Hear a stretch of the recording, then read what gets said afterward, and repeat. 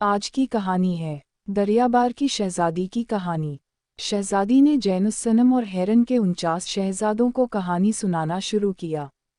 उसने बताया कि मैं काहिरा के पास के द्वीप दरियाबार के बादशाह की बेटी हूँ। मेरे अब्बा ने सालों दुआ की थी, जिसके बाद मैं पैदा हुई। मुझे उन्होंने राजनीति, घुड़सवारी और राज्य को चलाने के लिए जरूरी अन्य सभी कौशल की विद्या दी। उनकी इच्छा थी कि उनके बाद में ही दरियाबार के सभी कामकाज देखूं। शहजादी ने आगे कहा कि एक दिन मेरे अब्बा शिकार खेलने के लिए जंगल गए। जाते जाते वो घने जंगल में पहुंच गए।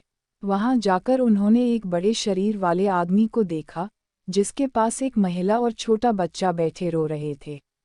वो आदमी खूब सारा खाना खाने के बाद उस महिला पर विवाह करने का दबाव डालने लगा। वो लड़की नहीं मानी, तो वो उस पर नाराज हुआ। मेरे पिता दूर से वो सब देख रहे थे। उन्होंने जैसे ही देखा कि वो आदमी उस लड़की पर हाथ उठाने वाला है, तो उन्होंने अपनी कमान से तीर छोड़ दिया, जो सीधे उस आदमी के सीने पर जाकर लगा। उसी वक्त राक्षस की मौत हो गई। मेरे पिता ने उस महिला से उसकी कहानी पूछी। उस लड़की ने बताया कि वो पास के ही सरासन कबीला के मुखिया की बेटी है और जिसे तुमने मारा है वो हमारे घर में ही काम किया करता था। उसकी नज़र मुझ पर बहुत पहले से थी। एक दिन मौका पाकर वो मुझे और मेरे बेटे को इस जंगल में ले आया और शादी करने के लिए जोर डालने लगा। अब मुझे समझ नहीं आ रहा है कि मैं अपने घर वापस जाकर क्या कहूँगी। शहजादी ने कहा कि उस लड़की की बात सुनते ही मेरे पिता उसे अपने साथ अपने महल ले आए। उन्होंने उस महिला और उसके बेटा का काफ़ी ख्याल रखा। जैसे ही उस महिला का बेटा बड़ा हो गया, तो सभी ने मेरी और उस लड़के की शादी की बात शुरू कर दी। वो लड़का बलवान और बुद्धिमान था, इसलिए मेरे अब्बा ने हमारा निकाह तय कर दिया। उसके बाद उन्होंने शादी से कुछ दिन पहले ही उस लड़के से कहा कि तुम मेरी बेटी से निकाह करने वाले हो। मैं शादी के बाद तुम्हें यहाँ का बादशाह बना दूंगा। यह सुनकर वो लड़का बहुत खुश हुआ। तभी दरियाबार के बादशाह ने कहा कि बस मेरी एक शर्त है। उस लड़के ने मेरे अब्बा से पूछा कि आखिर वो शर्त क्या है। तब मेरे पिताजी ने कहा कि तुम मेरी बेटी से निकाह करने के बाद किसी दूसरी लड़की से शादी नहीं करोगे। अगर तुम ये वादा करोगे, तो ही मैं तुम्हारा निकाह अपनी बेटी से कराऊंगा। यह सुनते ही उस लड़के को गुस्सा आ गया।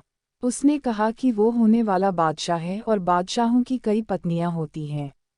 इतना सुनते ही बादशाह ने वो निकाह तोड़ दिया। इससे उस लड़के को इतना गुस्सा आया कि उसने मेरे पिता को जान से मार दिया। फिर वो मुझे मारने के लिए ढूंढने लगा। तभी मंत्री ने मुझे एक गुप्त रास्ता दिखाकर वहां से भागने के लिए कहा। मैंने भी ठीक वैसा ही किया। मैं भागकर एक जहाज में बैठ गई। तभी नदी में इतना तेज तूफान आया कि जहाज डूब गया। किसी तरह से मैं बचकर नदी के किनारे पहुंच गई। वो एक सुनसान जगह थी। वहां दूर दूर तक कोई भी नहीं था। मैं जोर जोर से रोने लगी। एक दिन बाद वहां कुछ लोग आए। उन्होंने मुझसे मेरे बारे में पूछा, लेकिन डर कर मैं और ज़्यादा रोने लगी। उसके बाद एक घोड़े में एक लड़का आया और मुझसे फिर सवाल करने लगे। उसने मुझसे कहा कि वो शहजादा है और वो मेरी मदद करना चाहता है। मैंने उस पर भरोसा करके उसे सब कुछ बता दिया। तब वो तुरंत मुझे अपने घर ले गया और अपने परिवार से मिलवाया। कुछ समय बाद उस लड़के के घरवालों ने मेरी और उस लड़के की शादी करवा दी। शादी के पहले दिन ही उसके राज्य में दुश्मनों ने हमला कर दिया। कुछ ही देर में उन्होंने उस राज्य के सभी लोगों को मार दिया। किसी तरह मैं और मेरा पति वहां से भाग गए। हमें पास की ही नदी में एक नाव दिखी। हम तुरंत उस पर बैठ गए। हवा का रुख उल्टा और तेज था, इसलिए हमारी नाव किसी गलत दिशा की ओर चली गई। तभी सामने से एक बड़ा सा जहाज आ रहा था। हमने उनसे मदद मांगी। बाद में पता चला कि उसमें डाकू बैठे थे। उन्होंने हम दोनों को कैदी बना लिया। वो 7 डाकू थे। सभी चाहते थे कि मैं उनकी सेविका बन जाऊं। इसी वजह से सभी आपस में लड़ने लगे। अंत में एक डाकू ने सबको मार दिया और मुझसे कहा कि मैं तुम्हें अपनी सेविका नहीं बनाना चाहता, लेकिन मेरे मालिक को सेविका चाहिए। मैं उनको तुम्हें सौंप दूंगा। उसने मुझसे पूछा कि ये आदमी कौन है, तो मैंने बताया कि वो मेरे पति हैं। यह सुनते ही उस डाकू ने मेरे पति को जहाज से नीचे फेंक दिया। शहजादी ने आगे कहा कि तभी उस समुद्र में वो राक्षस आ गया जिससे जैनुस सनम आपने मुझे बचाया। वो मुझे उस डाकू से छुड़वाकर यहाँ जंगल की इस गुफा में ले आया। शहजादी की इस कहानी को सुनते ही जैनुस सनम ने कहा कि तुम अब सुरक्षित हो। मेरे साथ जो 49 युवा लड़के हैं वो सभी हेरन के शहजादे हैं। तुम इनमें से किसी से भी शादी कर सकती हो। शहजादी ने जैनुस सनम से कहा कि मैं अगर शादी करूंगी तो सिर्फ आपसे ही। आपने ही मेरी जान बचाई है। सभी शहजादों ने इस बात को मान लिया। सबने खुशी खुशी दोनों की शादी करवा दी। खुशी के मारे जैनुस सनम ने भी अपना सच सबको बता दिया। जैनुस सनम ने कहा कि मैं भी एक शहजादा ही हूँ। उसने अपने सभी भाइयों को बताया कि मैं पिरोज माँ का बेटा हूँ जिसे चचेरे भाई सुमेर ने अपने राज्य में पाला पोसा है। यह सुनते ही शहजादी ने कहा कि मुझे आप तो पहले से ही शहजादे जैसे लगते थे। इस बात को सुनकर वो लड़की खुश थी, लेकिन जैनुस सनम से उसके भाइयों को जलन होने लगी। उनके मन में हुआ कि अब्बा इसे अभी से इतना मान देते हैं, अगर उन्हें पता चला कि ये उनका ही बेटा है तो वो अपना सब कुछ इसी के नाम कर देंगे। इतना सोचते सोचते ही सभी शहजादों ने जैनुस सनम को जान से मारने की योजना बना ली। उसे रात भर पीटते रहे और जब उन्हें लगा कि वो मर गया तो वहां से भाग गए। उसके बाद सारे शहजादे अपने राज्य हेरन चले गए। सुबह होते ही उस लड़की ने अपने पति को बाहर बुरी हालत में पड़ा देखा तो रोने लगी। कुछ देर बाद शांत होने पर उसने देखा कि उसके पति की सांसें चल रही हैं। वो वहां से भागकर हकीम को ढूंढने के लिए चली गई। जब वापस लौटी तो देखा कि उसका पति वहां नहीं था। हकीम ने कहा कि हो सकता है कोई जंगली जानवर उसे उठाकर ले गया हो। इतना कहकर हकीम उस शहजादी को अपने साथ घर ले गया। कुछ दिनों बाद उस हकीम ने शहजादी से कहा, बेटा तुम अपने बारे में बताओ क्या हुआ था। उसने रोते हुए अपने पिता और पति की मृत्यु, राक्षस और अपने नए पति जैनुस सनम के बारे में सब कुछ बता दिया। वो हकीम जैनुस सनम और उसकी माँ को जानता था। उसने कहा, शहजादी शायद आपको नहीं पता, लेकिन महाराज ने जैनुस सनम की माँ पिरोज को अपने पास वापस बुलवा लिया है और उन्हें पता चल गया है कि जैनुस सनम उनका बेटा है। तब से ही वो बहुत परेशान है। इतना कहकर उस हकीम ने कहा कि चलो मैं तुम्हें हेरन राज्य ले चलता हूँ। शहजादी ने कहा, ठीक है, मैं उन सभी शहजादों के बारे में बादशाह को बता दूंगी। हकीम ने लड़की को सतर्क करते हुए कहा कि ऐसा बिल्कुल मत करना। अगर तुम्हें शहजादों ने देख लिया तो वो तुम्हें भी मार डालेंगे। पहले मैं जाकर बादशाह की पत्नी यानी जैनुस सनम की माँ से मिलकर उन्हें जब कुछ बता दूंगा। हेरन पहुंचकर हकीम किसी तरह से मलिका पिरोज से मिला और उन्हें जैनुस सनम, उसकी पत्नी, राक्षस के साथ ही अन्य सभी बातें बता दी। यह सब जानकर पिरोज के आंखों से आंसू निकलने लगे।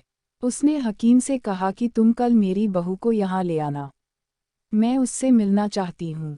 हकीम वहाँ से चला गया और बेगम पिरोज रोते रोते बेहोश हो गई। इस बात की खबर मिलते ही बादशाह पिरोज से मिलने आए और तबीयत खराब होने का कारण पूछने लगे।